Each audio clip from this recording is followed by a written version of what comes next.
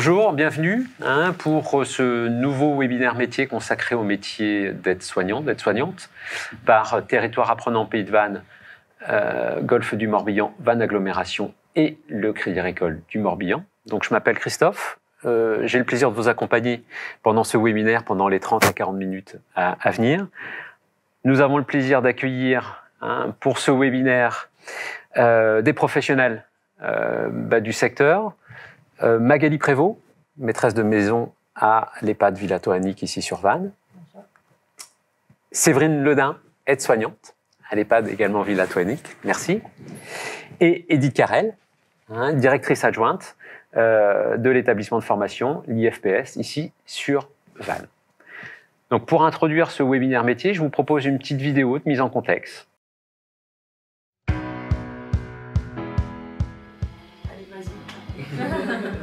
Je m'appelle Manuel, j'ai 26 ans, j'ai suivi la formation aide-soignante. Il va falloir relaver après. N'hésite pas à en mettre une bonne épaisseur. Ouais. Du coup, les doigts. J'étais dans l'hôtellerie-restauration, un choix qui ne m'a pas plu du tout et j'ai très vite pensé à la reconversion professionnelle.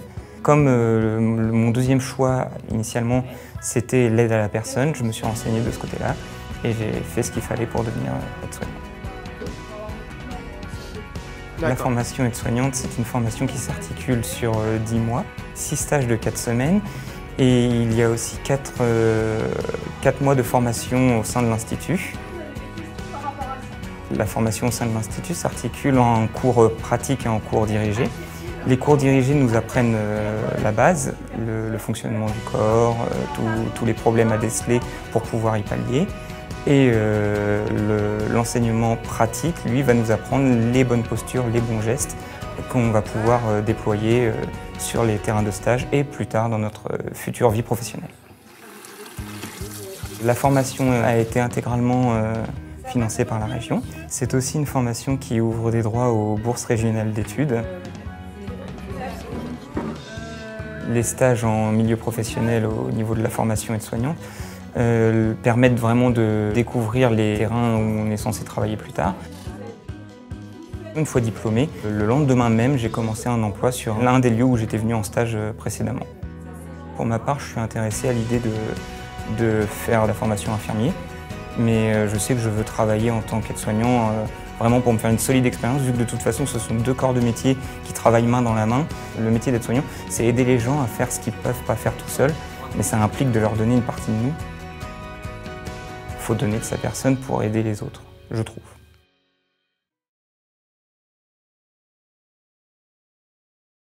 Alors Edith, je vous propose en fin de compte de présenter la formation aide-soignante au sein de l'IFPS.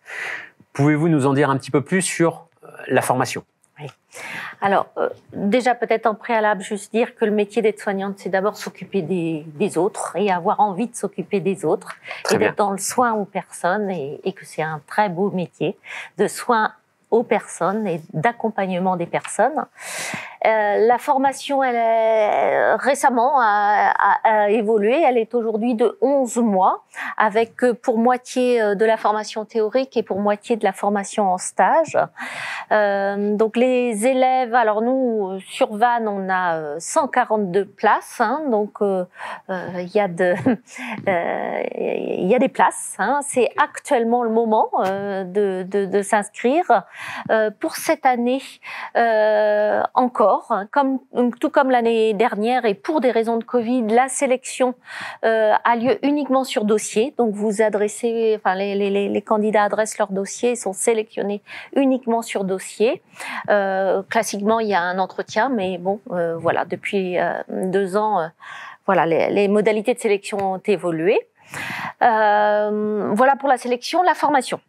11 mois de formation, des stages alors en médecine, en chirurgie, auprès de personnes handicapées, en psychiatrie, avec tout ce que ça, enfin voilà, tout l'accompagnement des personnes en souffrance psychique, bien sûr en établissement de type EHPAD, mais également à domicile. Voilà, donc beaucoup de stages variés. L'étudiant choisit, selon son projet professionnel, les stages qu'il souhaite réaliser, selon voilà, ses envies, surtout en fin de formation, même s'il y a des stages prescrits, bien sûr.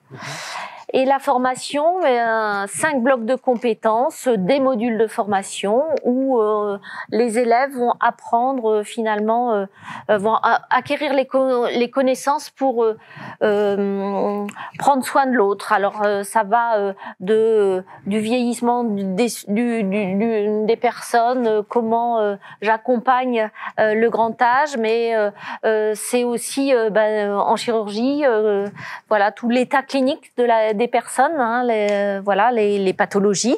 Il y a tout l'axe communication, un gros module autour de la communication, des transmissions, vous l'avez certainement vécu, et justement toute la question de l'empathie et de l'attention à l'autre.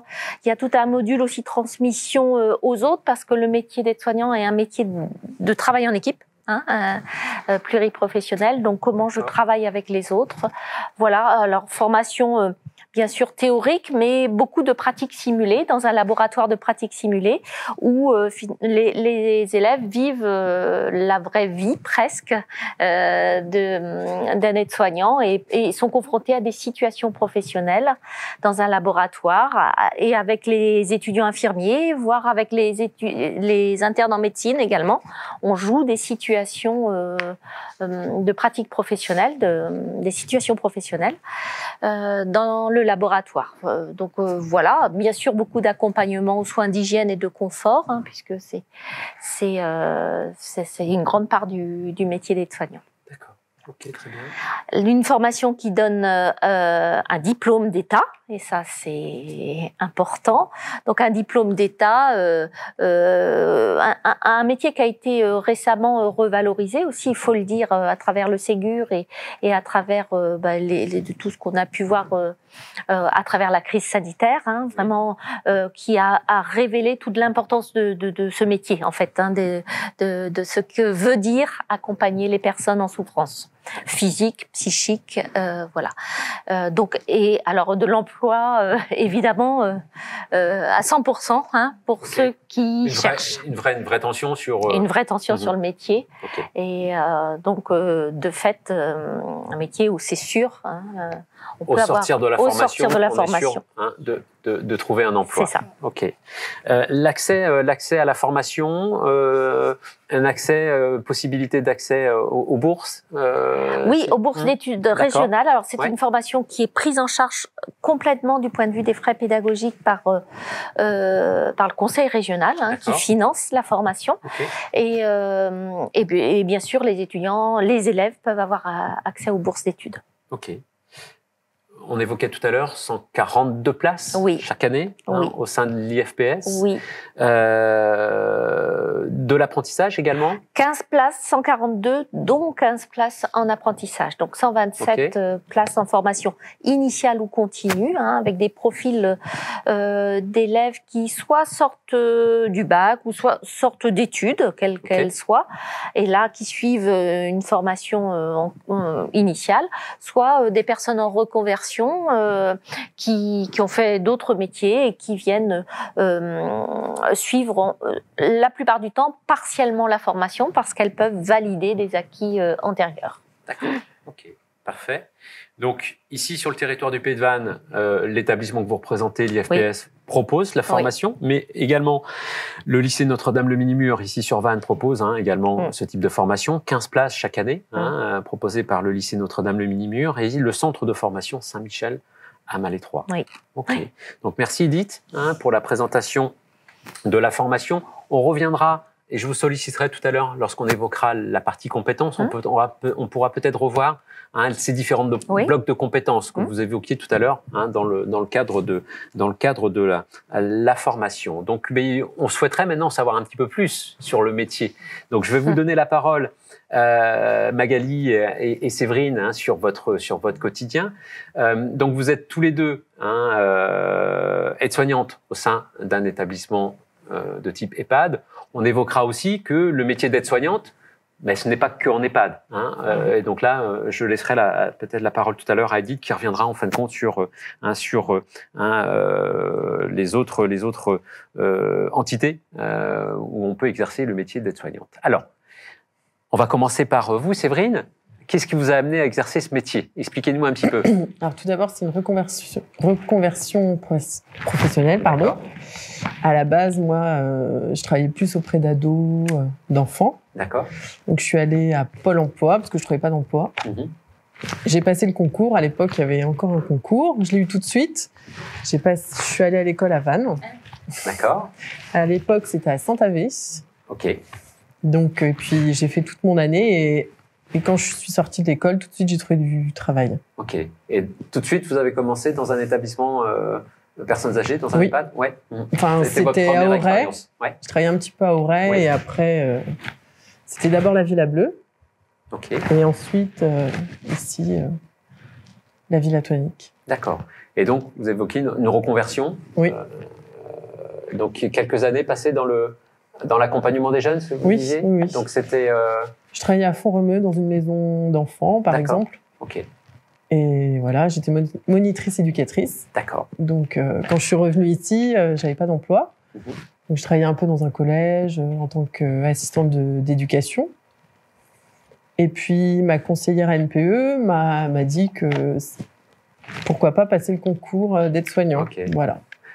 En détectant un petit peu vos appétences, enfin voilà. Le métier d'aide-soignante est apparu comme puis une ça opportunité. me correspondait bien, oui, je pense aussi.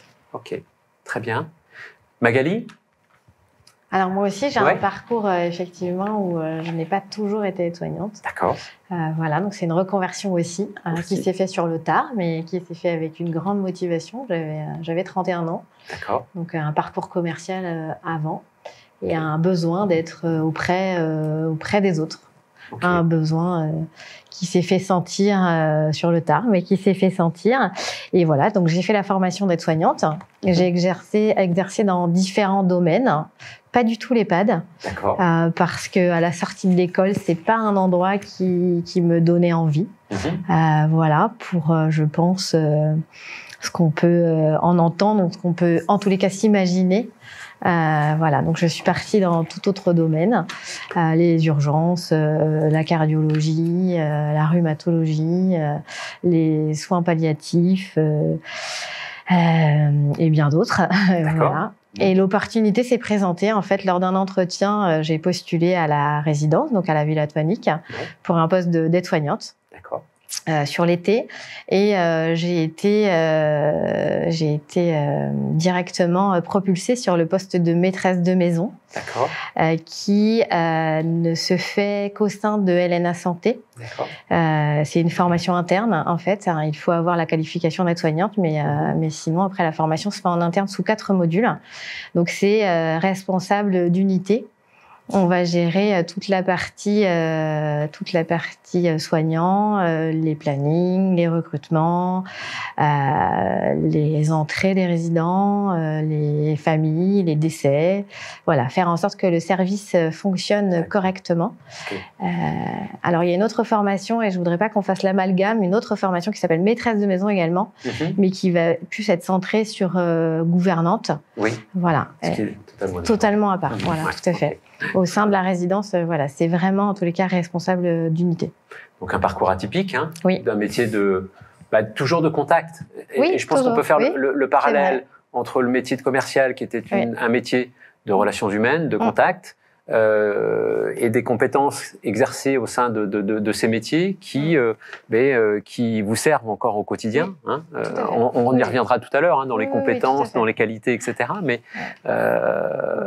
c'est deux, finalement, c'est le bon assemblage entre la partie assistante commerciale et la partie soins. Après, ça nous arrive encore d'intervenir dans les soins. Parce qu'on est avant tout aide-soignant, quand même, il ne faut pas l'oublier. Le métier initial. Hein, oui, tout à fait. Après, il y a des missions administratives d'organisation qui sont propres à ce poste-là, mais effectivement, la relation avec le résident est importante. Okay. Très bien, merci pour ces parcours. On aimerait bien en savoir un peu plus quand même sur le quotidien d'une aide-soignante.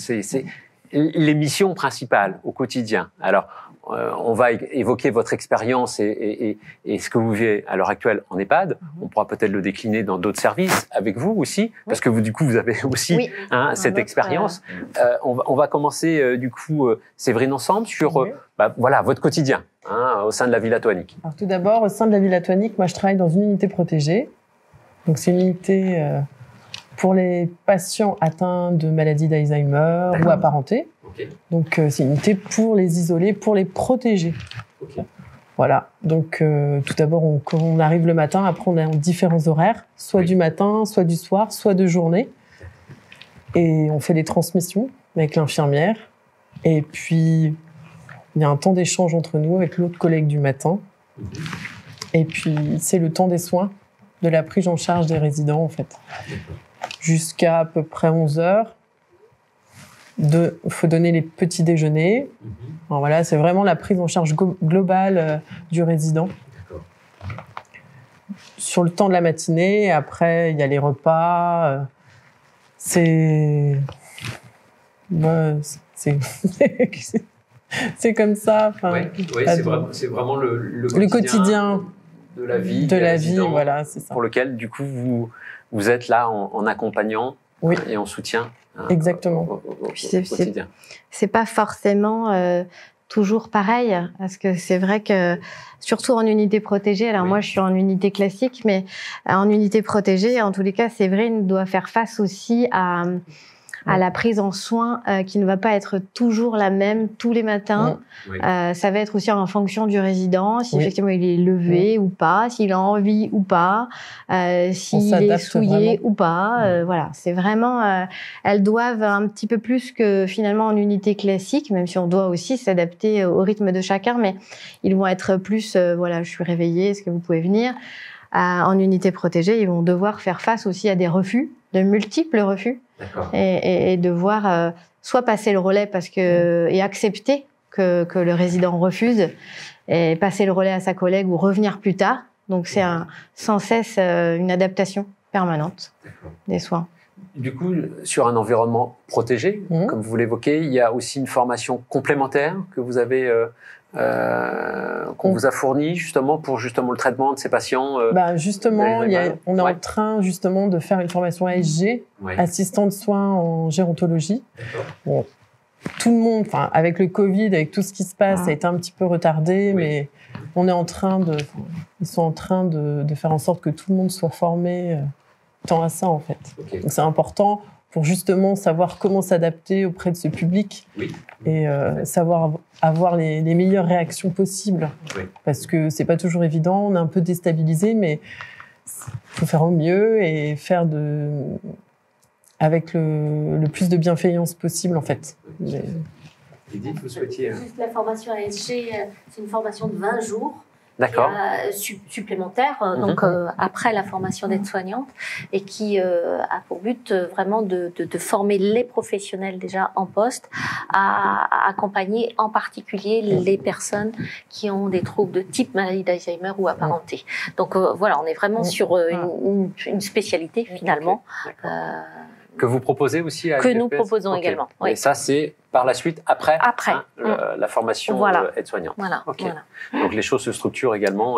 C'est ça, parce qu'il y a il y a des troubles du comportement, comment faire face à un refus de soins, refus de prendre son médicament, refus. C'est là la pratique simulée, elle sert beaucoup parce que justement les personnes sont mises en situation justement avec les acteurs professionnels qui vont jouer le rôle des personnes âgées qui sont en trouble du comportement ou en refus, etc. Pour savoir comment réagir. Donc, avec bienveillance, tout en tenant compte d'eux. Et puis la question du projet de vie, je crois que c'est surtout ça qui est important, c'est comment donner de la vie et rendre de la vie donner de la vie dans des établissements qui, on pourrait se dire, c'est des établissements de soins au sens technique du terme. Mais je crois que l'objectif de tout le monde, c'est surtout d'abord de créer des lieux de vie. Alors, est-ce à dire que c'est des métiers aussi qui sont en perpétuel apprentissage ? Tout à fait, on apprend tout le temps. Et puis, même en tant qu'individu, on apprend toujours. Et c'est important déjà d'être dans la démarche de faire, de prendre soin, de donner, et de savoir recevoir aussi. Et je trouve que c'est important, on apprend à tout instant. Et justement pour bien donner, aux résidents et à tout à chacun, en fait. Parfait. On peut peut-être compléter les propos de Séverine, Magali. Oui, tout à fait. Par rapport aux autres services Alors, par rapport au quotidien, vous, votre quotidien, et par rapport aux autres services, plutôt... Unité classique. Pour le coup, effectivement, c'est la différence entre Séverine et moi. Du coup, nous, on a plus de résidents. Après, la prise en soin est la même, avec parfois des refus aussi, et un petit peu plus de résidents. Mais c'est normal, en unité protégée, ils sont toujours il y a toujours un effectif plus petit, de façon à ce que ça soit enveloppant et sécurisant. Voilà, donc en unité classique, c'est exactement la même chose. Il va falloir pallier entre des refus, des problèmes médicaux, voilà, et une matinée bien remplie, mais pareil, qui n'est pas routinière, comme en unité protégée. C'est aussi une qualité de ce métier, je trouve, de ne jamais avoir la même journée. Au final, il n'y a pas de journée type là. Il n'y a pas de journée type, ce n'est pas possible. Même si effectivement on va retrouver les soins, mais en tous les cas, la journée ne va jamais se dérouler pareil, parce que même si on y donne un ordre par rapport aux gens qui se lèvent tôt, finalement il va toujours y avoir quelque chose le matin même qui va faire que la journée va être différente. Et on ne la voit pas passer. C'est un avantage, je trouve. Voilà. Donc effectivement, à mon rôle, à moi, les choses vont être un petit peu différentes, parce que j'ai pas les mêmes horaires que les soignants. J'ai des horaires un petit peu plus classiques de bureau, on va dire. Donc j'ai 3 horaires, 8h, 16h, 9h, 17h, et j'ai un horaire d'après-midi, de façon à couvrir toute une journée, pouvoir être là et le matin et le soir avec mes collègues. Et effectivement, voilà, pour une personne qui va rentrer, par exemple, je vais pouvoir intervenir en soins et faire une toilette. On appelle ça une toilette évaluative. Si les soignants sont en difficulté, je vais également intervenir avec leurs sollicitations. Ou si effectivement une matinée ne se déroule pas correctement, je vais pallier à vous êtes en soutien. Voilà, exactement. Et ensuite, je vais être là aussi pour le résident, s'il a des besoins. Je vais être là pour la famille, si effectivement ils ont besoin de moi, d'accompagnement, de réassurance. Je vais être là aussi. Et je vais être là aussi pour les soignants, puisqu'on est le supérieur hiérarchique du soignant. Au niveau de la famille, c'est plutôt votre rôle, ou le rôle aussi des aides soignantes, d'être en contact avec la famille? C'est aussi une des missions? Oui, les deux. Oui, elles sont aussi en charge. Alors je dis elles parce qu'il y a plus souvent des femmes, mais effectivement, elles vont être aussi en contact direct avec la famille. Je pense que la soignante, c'est aussi le référent de la famille. Elles créent un lien. Les familles créent un lien avec le soignant. Et il y a une confiance qui se crée au bout d'un certain temps. Et ça permet aussi une prise en soin globale et correcte, avec de la confiance. Alors, on rebondit sur le fait qu'une majorité de femmes exercent le métier, mais on est d'accord, c'est des métiers qui sont ouverts aux hommes. Oui, tout à fait. Sur lequel il y a un appel. Oui, un appel. Un grand appel. De la mixité. On a 15% à peu près. 15%, ok. Et ça fait du bien au sein des équipes, quand il y a des hommes. Ça apaise, ça crée une autre dynamique, en fait. Quand il y a des hommes, et puis c'est agréable aussi de travailler avec des hommes. Enfin, ça fait du bien. Très bien. Alors, on peut peut-être faire le parallèle au quotidien, mais dans peut-être d'autres établissements, hôpitaux, cliniques. Enfin, vous avez cette expérience? Oui, effectivement, j'ai pu exercer par choix. De pas me poser au départ et de pouvoir aller voir ce qui se faisait dans différents endroits. Donc j'ai travaillé en clinique. Effectivement, c'est pas pareil. Le lien ne se fait pas de la même manière. Il se fait, mais il se fait pas de la même manière parce que les personnes rentrent et sortent. Suivant les services, effectivement, les patients, comme on les appelle, vont plus ou moins bien. En soins intensifs, ma dernière expérience dans un service actif. Bon, effectivement, voilà, ils arrivent, ils sont pas très bien, mais le lien se crée quand même, mais effectivement, ils partent vite. En EHPAD, c'est vraiment un lieu de vie, donc on va créer, on va connaître leur famille, on va pouvoir découvrir leur famille, que ce soit enfants, petits-enfants, on va connaître leur vie passée, et Dieu sait que c'est riche, leur vie passée. On va avoir moins ce contact-là en clinique, même si effectivement, il y a quand même un contact qui se fait. mais on ne connaît pas tout leur passé, parce que c'est éphémère, ils rentrent, ils sortent. Et puis, j'ai pu aussi aller dans un centre pour accidenter de la route. Donc là, c'est encore un autre registre. Oui. On est face aussi à des gens qui peuvent avoir notre âge et qui peuvent avoir été accidentés. Donc voilà, c'est pas toujours évident ce rapprochement, ce contact, mais c'est tellement riche en fait d'apprentissage et de découverte que voilà, je crois qu'en fait chaque service, si je faisais le point de tous les services que j'ai pu faire, chaque service est vous a apporté quelque chose. Oui, un enrichissement. Oui, vraiment. Et pour le coup, donc je reviens à l'EHPAD parce que c'est plus facile d'en parler parce que j'y suis. C'est vraiment un endroit dans lequel je n'avais pas décidé d'aller. Voilà, pour diverses raisons, mais surtout pour la vie. Oui, de gros a priori, la vie qu'on s'en fait et ce qu'on entend, surtout, que ce soit dans les médias ou ailleurs. Et au final, c'est un service tellement enrichissant et tellement diversifié, surtout de par leur expérience de vie finalement. Ils ont tellement de choses à raconter, ils ont vécu tellement de choses. Et vous avez le temps de créer du lien avec les résidents. Oui. On parle d'ailleurs de résidents, on parle de patients dans les autres établissements. Oui, et le résident, c'est un lieu de vie et c'est sa dernière demeure. Très rares sont les gens qui retournent à domicile, même si c'est déjà arrivé. Mais c'est leur dernière maison. Donc, ils sont vraiment chez eux. On n'est pas chez nous, ils sont chez eux. Ils sont chez eux. C'est des messages forts. C'est bien. Bravo. On évoquait l'organisation horaire. Il faut accepter dans ces métiers des horaires variables. Oui, tout à fait. Après, ça, c'est quand on est jeune, au départ, tout va très bien. Ça, c'est une des contraintes, il faut l'admettre, les horaires.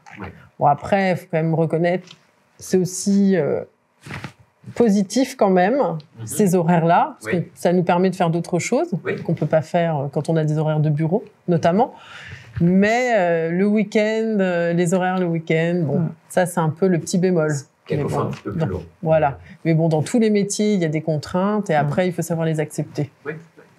Et c'est important aussi de l'évoquer, d'être transparent aussi sur ces contraintes, mais qui sont peut-être compensées par la richesse des échanges et des liens qui sont créés. Quand on a une bonne équipe, quand on est content d'aller travailler, quand on aime son travail, déjà, on est content. Et ça se ressent dans notre pratique. Et du coup, je pense que la prise en charge est beaucoup plus agréable et beaucoup plus fluide. Et du coup, on aime son travail, on aime son métier aussi. Et ça se ressent aussi pour les résidents, dans l'accompagnement. Tout à fait. On peut peut-être revenir sur les compétences, du coup, nécessaires. Je vais peut-être vous laisser la parole pour que vous puissiez reprendre un petit peu dans la formation, vous pourrez compléter, Séverine, Magali, mais il y a des compétences bien spécifiques qu'on peut peut-être évoquer. Il y a 5 blocs de compétences pour lesquels les élèves sont aujourd'hui formés. Le référentiel a changé là cette année seulement, donc voilà, il y en avait 8 avant. Aujourd'hui, il y en a 5. Le premier, c'est accompagner la personne dans les actes de la vie quotidienne. C'est complètement ce qui vient d'être évoqué là. Le deuxième, c'est plus l'analyse de l'état clinique et des soins, parce qu'il ne faut pas oublier que c'est un métier de technicité aussi. Aujourd'hui, les aides-soignants assurent des glycémies capillaires, je ne sais pas si vous voyez pour les personnes diabétiques, des aspirations endotrachéales, des prises de pression artérielle. Enfin, il y a une technicité aussi qui est importante et ça, c'est la deuxième compétence. Et beaucoup d'aide aussi aux soins réalisés par l'infirmière, parce qu'en fait, ou le médecin, quand le médecin pratique un geste, et bien quelquefois l'aide-soignante est là aussi en soutien au geste lui-même, avec l'infirmière aussi. Donc ça, c'est le deuxième bloc de compétences. Le troisième est plus centré sur la communication. On a évoqué tant avec la famille que avec la personne ou le résident lui-même.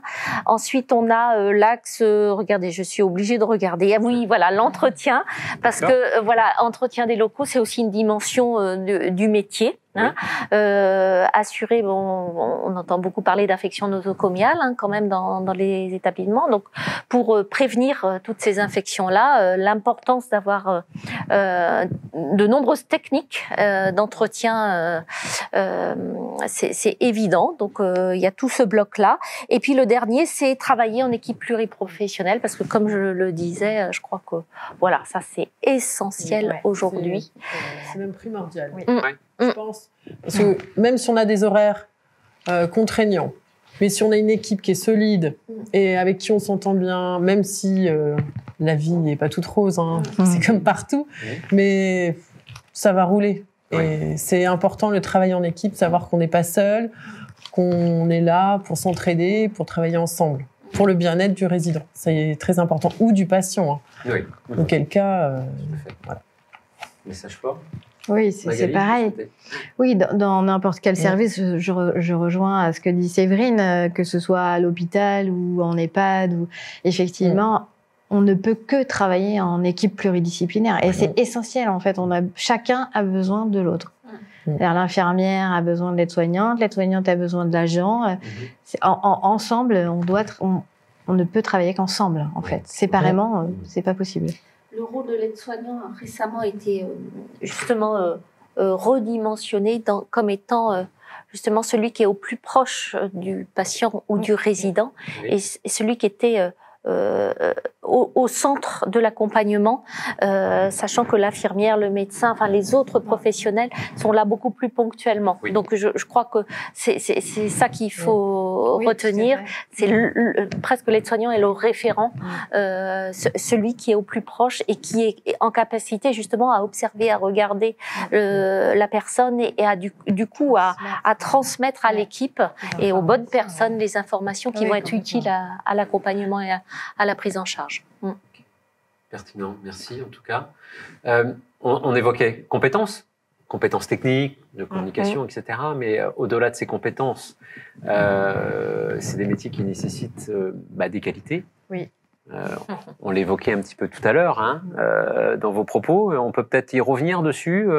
Magali, vous souhaitez peut-être...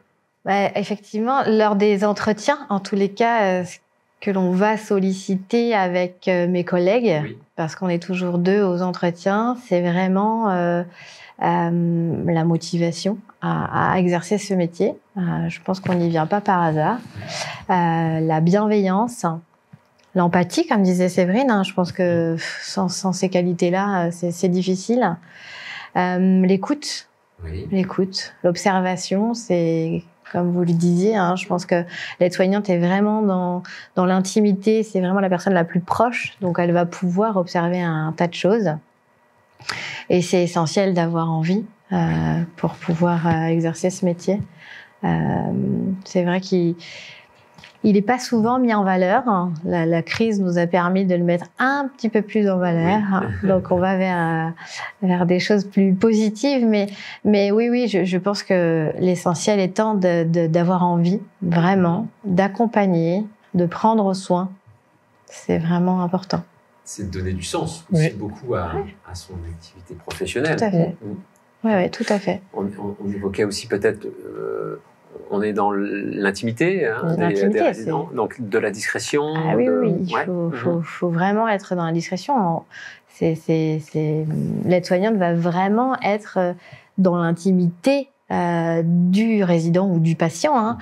C'est pas toujours facile pour quelqu'un de dévoiler son corps à quelqu'un d'autre, quelqu'un qui ne connaît pas, quelqu'un qui n'a pas son parcours de vie, etc.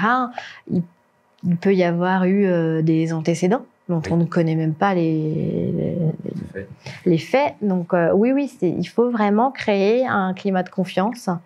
Et ça va se créer avec du temps. Il va falloir avoir de la patience, c'est une qualité supplémentaire, de la patience. Vraiment, pour pouvoir créer ce lien. Bon, merci. Tu souhaites peut-être compléter, Séverine ou... La communication aussi, faire preuve de savoir communiquer. Enfin, je trouve que c'est très important. Ça rejoint ce qu'on disait tout à l'heure au niveau des équipes. C'est important. Entre les différents accompagnants, soignants. En formation, il y a de nombreux exercices de communication, Oui. un petit peu de connaissance de soi aussi, enfin pour comprendre ses propres modes de réaction, pour mieux accompagner en fait un gros axe. Ok. Merci pour ces échanges. En termes de perspective de carrière, on a la chance d'avoir une aide-soignante, une maîtresse de maison. Donc, c'est une évolution possible. Oui, tout à fait. On peut peut-être évoquer les évolutions possibles pour les aides-soignantes. Alors, effectivement, oui, il va y avoir donc maîtresse de maison au sein de l'ENA Santé. Oui. Ensuite, un parcours à reprendre pour exercer infirmière. Donc, repartir à l'école. Ça, c'est possible. Et puis après, je pense qu'il y a aussi d'autres possibilités. Alors, au sein de nous, de notre groupe, on peut tout à fait exercer d'autres métiers, que ce soit assistante de direction, ou secrétaire d'accueil, ou voilà. Mais sinon, oui, en tous les cas, il faut reprendre une formation. D'accord. Ça, c'est inévitable. Okay. Il existe de nombreuses passerelles pour entrer sur d'autres métiers, donc les métiers d'auxiliaire de périculture, les métiers d'ambulancier, voilà, de nombreux métiers qui font que, du coup, il y a des passerelles possibles. Il y a un moment où on a envie d'évoluer, de changer de secteur d'activité, c'est possible. Mais au-delà de ça, je crois que la première des choses, c'est d'abord la pluralité des secteurs d'activité qui fait qu'on peut toujours changer de secteur d'activité, y compris le domicile. On n'a pas évoqué la question du domicile, mais les aides-soignantes, il y a de l'emploi aussi sur le secteur du domicile. Donc, diversité et puis possibilité de nombreuses passerelles, voilà, sur, notamment auxiliaire de périculture. Écoutez, un beau métier à valoriser. Oui, à valoriser. Je pense que c'est important. Vraiment. En tout cas, vous l'avez parfaitement mis en valeur à l'occasion de ce webinaire. Merci beaucoup. Merci. Alors, comment continuer à se renseigner sur le métier d'aide-soignant, d'aide-soignante? 2 outils ici sur le territoire à disposition des habitants ici du territoire du Pays de Vannes. Tout d'abord, les points accueil-emploi de Golfe du Morbihan Vannes Agglomération. Les points accueil-emploi du Golfe du Morbihan Vannes Agglomération sont des lieux de ressources et d'échanges pour les personnes à la recherche d'un emploi ou d'une formation. Une équipe spécialisée accompagne les personnes dans leur démarche de candidature, dans leur recherche de financement et de formation. Ils permettent un accès à une large documentation sur les emplois et les métiers, la validation des acquis de l'expérience, le bilan de compétences, voire la création d'entreprises. Ils sont également un relais des entreprises dans leur recherche de compétences et accueillent de nombreux partenaires dans le cadre de permanences ou actions ponctuelles pour l'emploi. Autre outil à disposition ici sur le territoire, la plateforme Useful du Crédit Agricole du Morbihan. Je vous propose une petite vidéo de présentation. Vous recherchez votre premier emploi? C'est OK. Découvrez Useful, la nouvelle plateforme du Crédit Agricole dédiée à l'orientation et à l'emploi des jeunes. Pour garder le contact avec les professionnels, le Crédit Agricole vous propose la plateforme Useful qui connecte les jeunes et les entreprises qui recrutent. Innovante, gratuite et ouverte à tous, elle ambitionne de favoriser l'emploi local en faisant se rencontrer les compétences et les besoins d'acteurs économiques très divers, qu'ils soient artisans, agriculteurs ou PME, ou dans la santé. L'objectif est d'aider les jeunes dans leur recherche d'emploi en les accompagnant de A à Z avec des offres accessibles simplement. Les mettre également en relation avec les professionnels pour échanger sur leur orientation et l'emploi. Ils pourront également s'inscrire à des événements en local pour rencontrer les entreprises qui recrutent. Merci beaucoup d'avoir joué le jeu du témoignage à l'occasion de ce webinaire métier. Je vous dis à très bientôt pour un nouveau webinaire avec Territoire apprenant Pays de Vannes, Golfe du Morbihan Vannes Agglomération et le Crédit Agricole du Morbihan.